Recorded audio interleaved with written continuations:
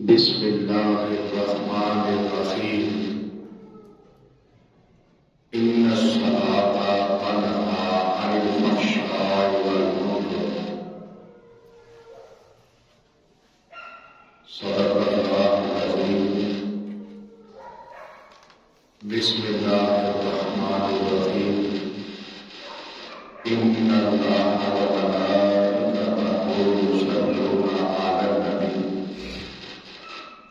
یا ایھا الذین آمنوا صلوا علیہ وسلموا تسلیما الصلاۃ والسلام علیک یا سیدی یا رسول اللہ الصلاۃ والسلام علیک یا سیدی یا حبیب اللہ الصلاۃ والسلام علیک یا سیدی یا رسول اللہ الصلاۃ والسلام علیک یا سیدی یا حبیب اللہ الصلاۃ والسلام علیک یا سیدی یا نبی اللہ وعلی آلک وصحبک یا سیدی یا نور اللہ۔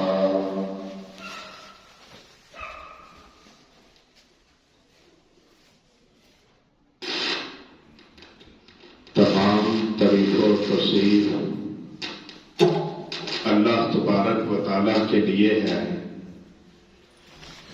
جو بڑا مہربان نہایت رحم کرنے والا اور اپنی رحمتوں سے اپنی برکتوں سے اپنے فضل و کرم سے اپنے بندوں کو مالا مال کرنے والا رب ہے۔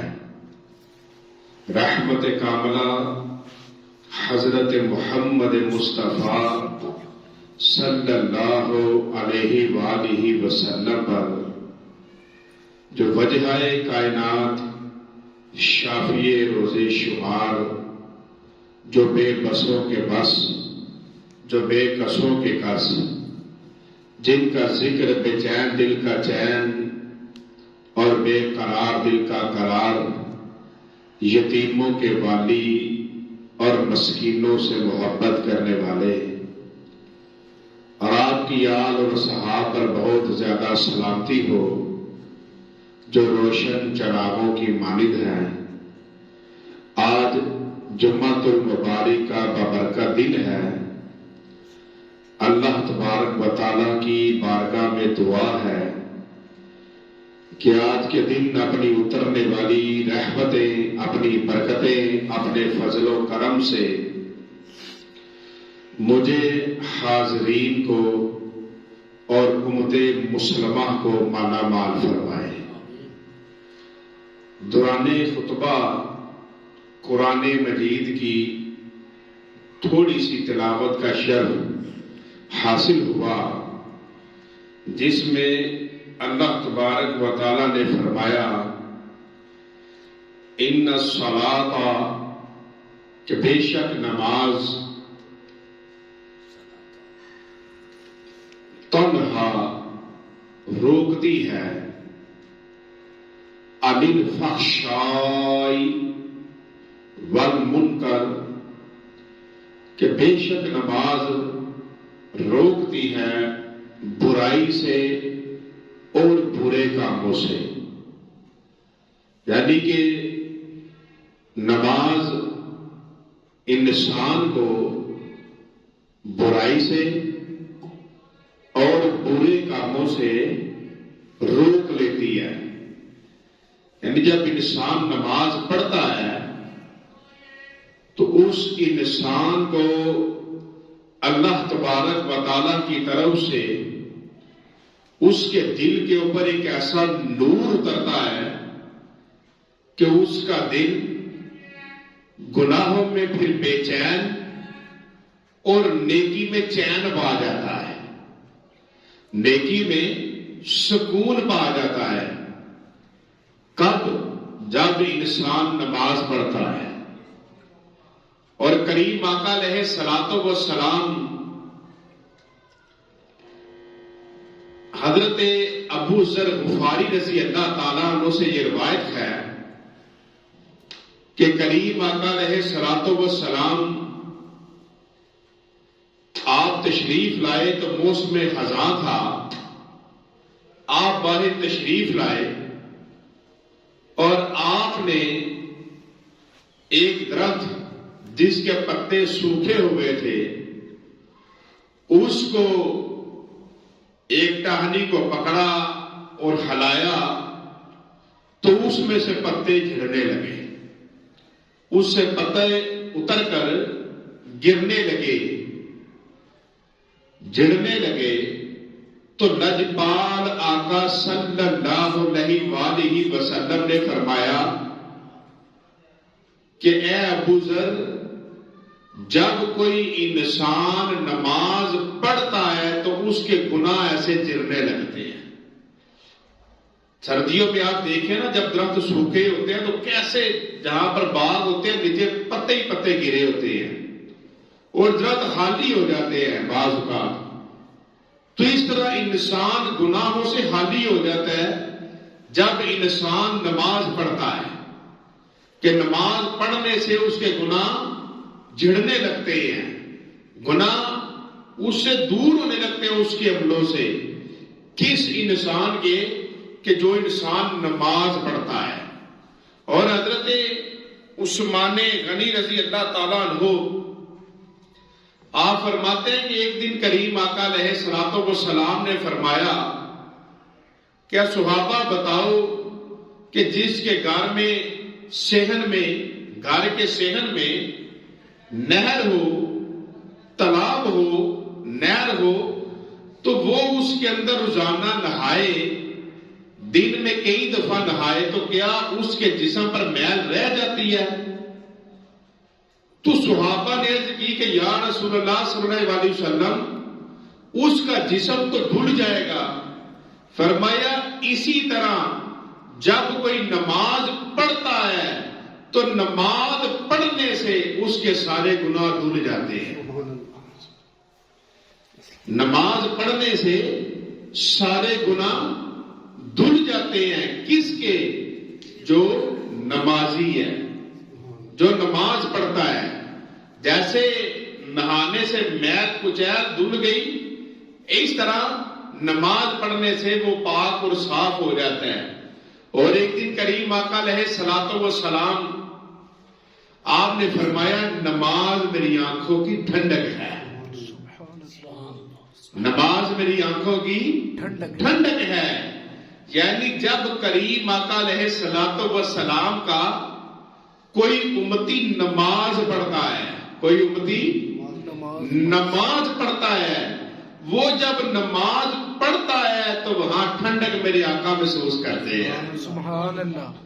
امتی نماز پڑھتا ہے تو کریم آقا علیہ الصلوۃ والسلام کے قلب انور کے اندر، دل مبارک کے اندر ٹھنڈک پیدا ہوتی ہے کہ میرے امتی نے نماز پڑھی ہے.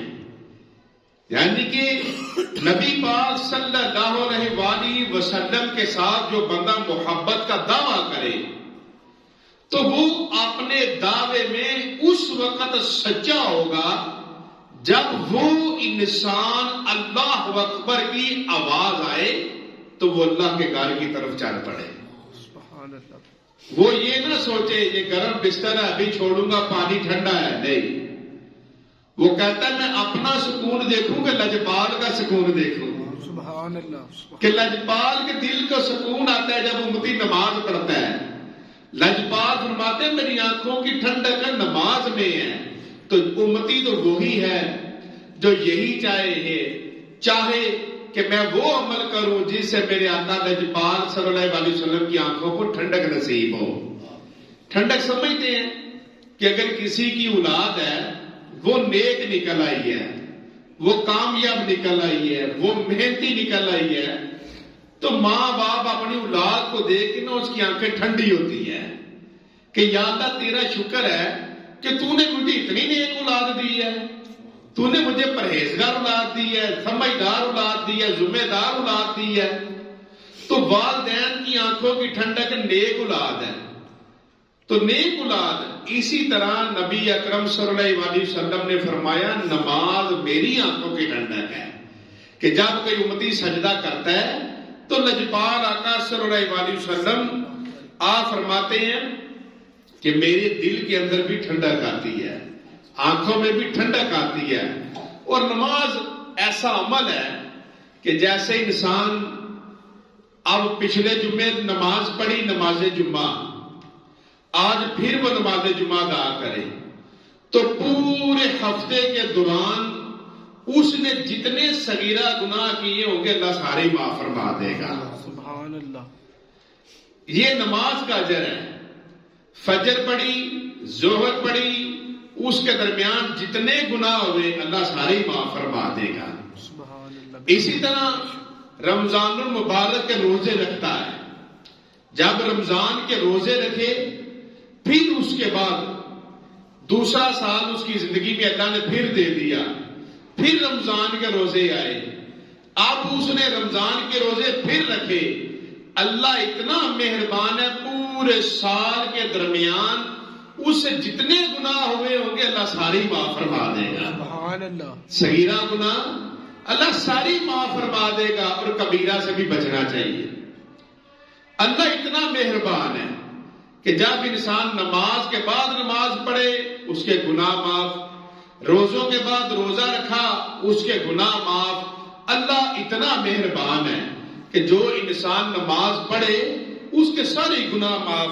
اور کریم آقا علیہ الصلوۃ والسلام آپ نے فرمایا, لجپال آقا صلی اللہ علیہ وسلم آپ کے پاس ایک شخص آیا اور اس نے آ کر کہا کہ یا رسول اللہ صلی اللہ علیہ وسلم میں نے زنا کیا ہے, میں نے بہت بڑا گناہ کر لیا ہے.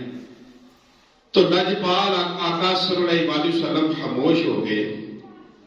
تو اللہ تبارک و تعالیٰ نے قرآن پاک میں وحی بھیجی, فرمایا اے محبوب صلی اللہ علیہ وسلم اگر کوئی گناہ کرے تو وہ نماز پڑھے. آیت کا مفہوم ہے کہ وہ نماز پڑھے, وہ اللہ کی بارگاہ میں توبہ کرے, وہ رات کے کچھ حصے میں جاگے. تو نصیحت ماننے والوں کے لیے نصیحت ہے. اب وہ بڑا خوش ہوا کہ میرے لیے وحی آ گئی ہے کہ تو نے جتنا بڑا گناہ کر لیا ہے اب تو ایسا کر کے رات کے حصے میں جاگا کر, رات کے حصے میں جاگ تہجد کے وقت اس کی بارگاہ میں سجدہ دے, پھر اس کی بارگاہ میں جھک جا اور اپنے سارے عمل یاد کر لے اور کہے مولا میں تیری بارگاہ میں مجرم آ گیا ہوں, میں تیری بارگاہ میں گنہگار آ گیا ہوں, اللہ تو مجھے معاف کر دے. اور اپنے گناہ کو یاد کرے اور پکی نیت کرے کہ آج میں نے اللہ کی بارگاہ میں توبہ کرنی ہے اور پکی توبہ کرنی ہے, آج کے بعد میں نے یہ گناہ نہیں کرنا. تو وہ اللہ کی بارگاہ میں توبہ کرے تو فرمایا کہ اللہ تجھے معاف فرما دے گا. تو اس نے کہا کہ یا رسول اللہ صلی اللہ علیہ وسلم یہ صرف میرے لیے ہے, یہ جو قرآن کی آیت آئی ہے یہ صرف میرے لیے ہے. تو لجپال آقا صلی اللہ علیہ وسلم نے فرمایا نہیں, یہ صرف تیرے لیے نہیں ہے بلکہ یہ میری ساری امت کے لیے ہے. سبحان اللہ. کہ میرا کوئی امتی ہو اس سے گناہ ہو تو وہ نماز کی طرف آ جائے, آ کے نماز پڑھے, مالک کی بارگاہ میں توبہ کرے اور قرآن پڑھے, رات کو اٹھ کے اس کی عبادت کرے, اندھیری رات میں اس سے معافی مانگے تو وہ رب تعالیٰ کی ذات مبارکہ اس کے سارے گناہ معاف فرما دے گی. اللہ اتنا زیادہ مہربان ہے. اور کچھ لوگ ہوتے ہیں کہ جو بڑے کمال درجے کے ہوتے ہیں, بڑے کمال درجے کے, کہ جن کو پتا ہوتا ہے کہ اگر ادھر میں کوئی گناہ کر رہا ہوں، ادھر مجھے کوئی تو نہیں دیکھ رہا لیکن وہ تو دیکھ رہا ہے نا۔ ایک شخص تھا، اس کے اوپر خوف خدا کا ایک ایسا غلبہ تھا، اللہ کے ڈر کا ایسا غلبہ تھا کہ کتابوں میں آتا ہے کہ اس نے کبیرہ ایک بہت بڑا گناہ کر دیا، زنا کر دیا، اور اس کے بعد اس کے دل میں آیا کہ مجھے کوئی دیکھ تو نہیں رہا، نہ کسی نے دیکھا ہے لیکن اللہ نے تو دیکھا ہے۔ وہ حضرت ابو بکر صدیق رضی اللہ تعالیٰ عنہ کے پاس آیا، آ کر عرض کرنے لگا کہ یا صدیق اکبر، میرے سے یہ گناہ ہو گیا ہے۔ تو حضرت ابو بکر صدیق رضی اللہ تعالیٰ عنہ نے فرمایا کہ کوئی گواہ ہے تیرے اس گناہ کا؟ کسی نے دیکھا ہے؟ تو وہ کہنے لگا مجھے کسی نے نہیں دیکھا۔ تو صدیق اکبر رضی اللہ تعالیٰ عنہ نے فرمایا اچھا چپ کر کے چلا جا، نماز پڑھا کر اور اس کی بارگاہ میں توبہ کر، وہ تجھے معاف فرما دے گا۔ اب وہ صدیق اکبر رضی اللہ تعالیٰ عنہ کی بات مانی اور بات مان کر چلا گیا، لیکن جا کے دل کو سکون نہ آیا کیونکہ تھا ایمان والا۔ وہ پھر نبی اکرم صلی اللہ علیہ وآلہ وسلم کی بارگاہ میں حاضر ہوا اور اس نے آ کر یہ واقعہ دوبارہ سنایا تو کریم آقا علیہ الصلوۃ والسلام نے وہی بات فرمائی، وہی فرمانے علی شان کہ جو صدیق اکبر رضی اللہ تعالیٰ عنہ نے اسے فرمایا تھا کہ جا چلا جا۔ لیکن اس نے کہا کہ یا رسول اللہ صلی اللہ علیہ وسلم نے میرے اوپر حد مقرر کرے، اور اس نے لوگوں کے سامنے پھر شور کیا کہ میں نے یہ کیا ہے۔ پھر اس کو سنسار کیا گیا، پھر اس کو پتھر مارے گے، جو اس کی حد بنتی تھی اب اس کو پتھر مارے گے، اور وہ ہلاک ہو گیا۔ اس کو پتا تھا کہ جب یہ میں بتاؤں گا میں نے یہ عمل کیا ہے تو مجھے سنسار کر دیا جائے گا، مجھے چاروں طرف سے پتھر مارے جائیں گے اور اتنی دیر مارے جائیں گے جتنی دیر میں مر نہ جاؤں۔ لیکن اس کے باوجود بھی اس نے کہا کہ یہ تو دنیا کی عدالت ہے، ادھر حساب دے دیں گے، ادھر حساب کیسے دیں گے رب کی بارگاہ میں۔ تو مومنوں کی یہ نشانی ہوتی ہے، وہ اللہ سے ڈرتے ہیں، وہ اللہ سے خوفزدہ رہتے ہیں، وہ کوئی گناہ والا کام نہیں کرتے۔ کیوں؟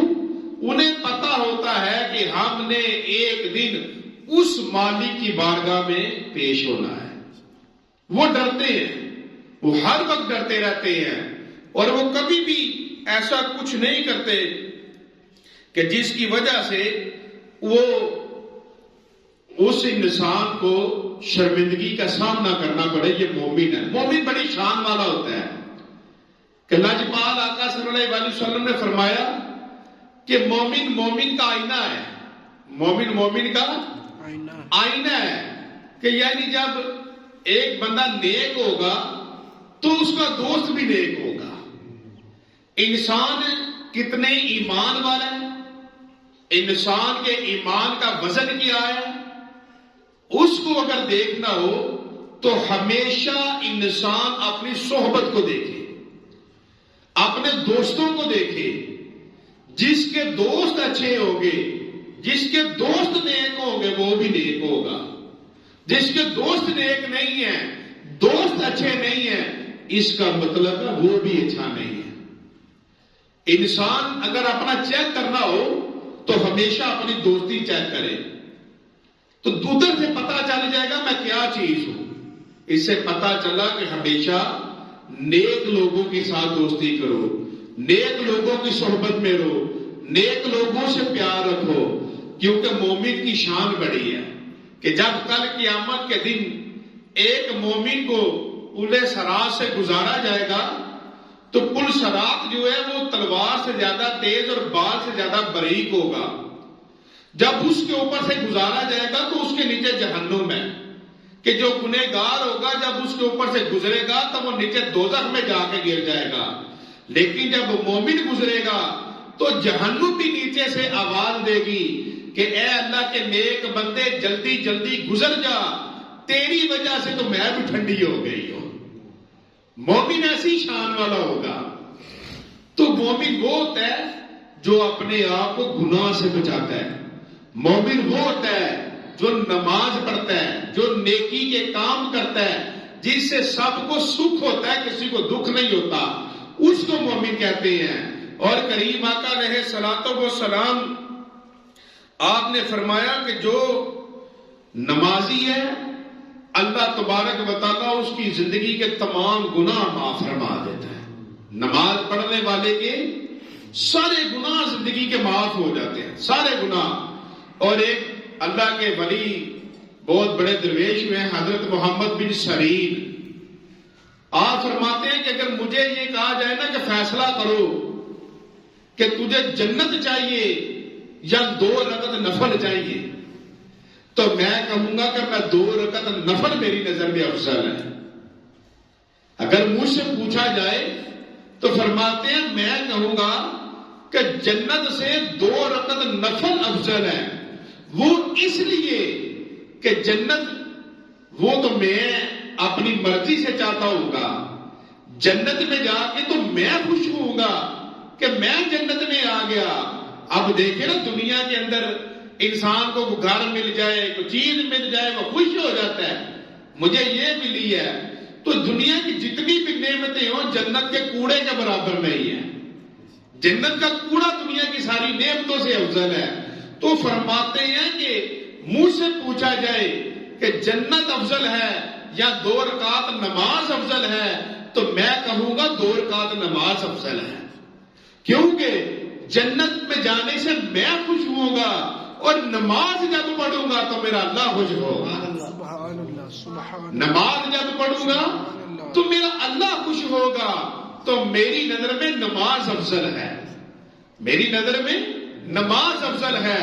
اور لجپال آقا صلی اللہ علیہ وآلہ وسلم آپ فرماتے ہیں کہ جب انسان اللہ کے گھر میں داخل ہوتا ہے, جب داخل ہوتا ہے تو نماز کے لیے آتا ہے, تو جب اللہ اکبر کہہ کے وہ قیام فرماتا ہے تو اس نے زندگی میں جتنے گناہ کیے ہوتے ہیں, اس نے زندگی میں جتنے گناہ کیے ہوتے ہیں ان سب کی گٹھری باندھ کر اس انسان کے سر کے اوپر رکھ دی جاتی ہے. نماز میں اس انسان کے سر کے اوپر رکھ دی جاتی ہے. اور لجپال آقا صلی اللہ علیہ وسلم فرماتے ہیں جیسے ہی انسان رکوع میں جاتا ہے تو گٹھری سر سے زمین پر گر جاتی ہے, گٹھری سر سے زمین پر گر جاتی ہے. اور جب وہ نماز پڑھ کر فارغ ہوتا ہے تو وہ انسان ایسے ہوتا ہے جیسے ابھی اس کی ماں نے اسے پیدا کیا ہے. سبحان اللہ. یعنی نماز پڑھنے سے اس کے سارے گناہ اللہ معاف فرما دیتا ہے. آج گفتگو ہو رہی ہے فضان نماز پڑھ, کہ جب وہ نماز پڑھتا ہے تو اس کو اللہ تبارک و تعالیٰ اتنے انعامات اور اتنا کچھ عطا فرماتا ہے جو نمازی ہے. اور یہ یاد رکھیں جو بے نمازی ہے وہ قارون اور ہارون کے ساتھ ہوگا. کیوں؟ اس کو ہر وقت جو فکر ہے وہ مال و دولت کی ہے. تو جس انسان کو مال و دولت کی دنیا میں فکر رہے گی, نماز کی فکر نہیں ہوگی, وہ کل قیامت والے دن بھی قارون اور فرعون کے ساتھ ہوگا, وہ ان کے ساتھ ہوگا. اور یہ یاد رکھیں جو مومن لوگ ہوتے ہیں وہ نماز کی, قرآن پڑھنے کی, علم دین سیکھنے کی فکر میں رہتے ہیں. کیونکہ جو علم ہے وہ نبی اکرم صلی اللہ علیہ وسلم کی وراثت ہے. اور یہ جو مال و دولت ہے یہ ان فرعون اور قارون ان لوگوں کی یہ وراثت ہے. تو مومن جو ہے وہ نماز ضرور پڑھتا ہے, وہ بے نمازی نہیں ہوتا, وہ نماز ضرور پڑھتا ہے کہ جو مومن انسان ہے. اور اللہ تبارک و تعالیٰ کو وہ انسان بڑا پسند ہے جو نمازی ہے. اور صحابہ کے نزدیک تو نماز ترک کرنا کفر تھا. صحابہ کے نزدیک نماز ترک کرنا, نماز چھوڑنا کفر تھا. یعنی مسلمان اور کافر کے درمیان فرق کرنے والی چیز جو ہے نا وہ نماز ہے, وہ نماز ہے. کافر اور اس کے درمیان فرق کرنے والی مسلمان کے درمیان.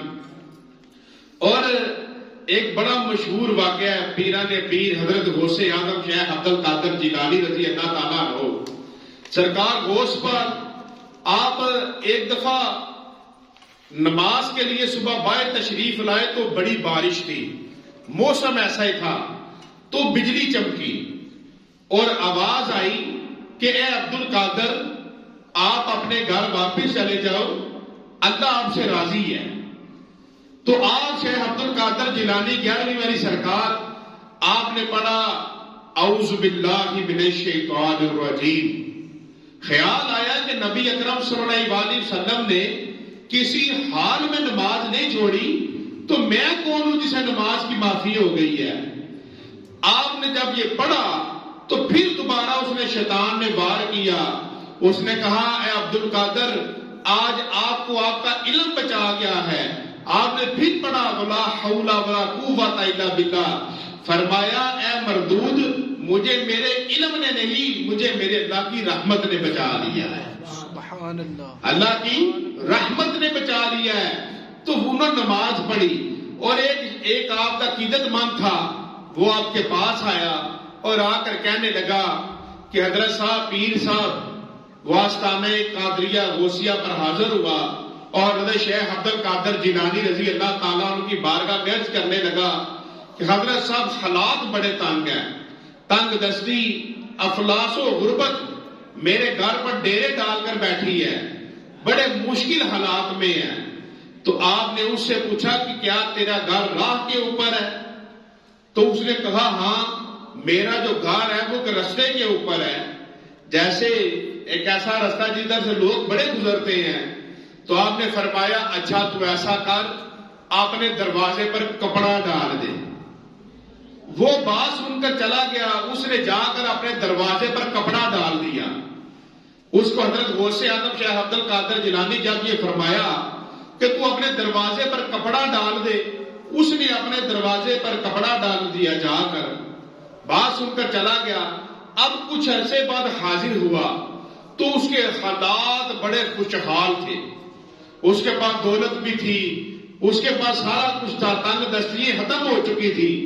تو اس نے آ کر عرض کی کہ حضرت آپ نے مجھے فرمایا کہ اپنے گھر کے دروازے کے اوپر کپڑا ڈال دو، تو میں نے کپڑا ڈال دیا. نہ تو آپ نے مجھے فرمایا کہ فلاں وظیفہ کرو، نہ آپ نے مجھے فرمایا کہ فلاں وقت میں ایسے ایسے کرو. میں نے نہ آپ نے مجھے کوئی زیادہ بتایا. تو یہ آپ نے کیسے یہ کیا ہوا؟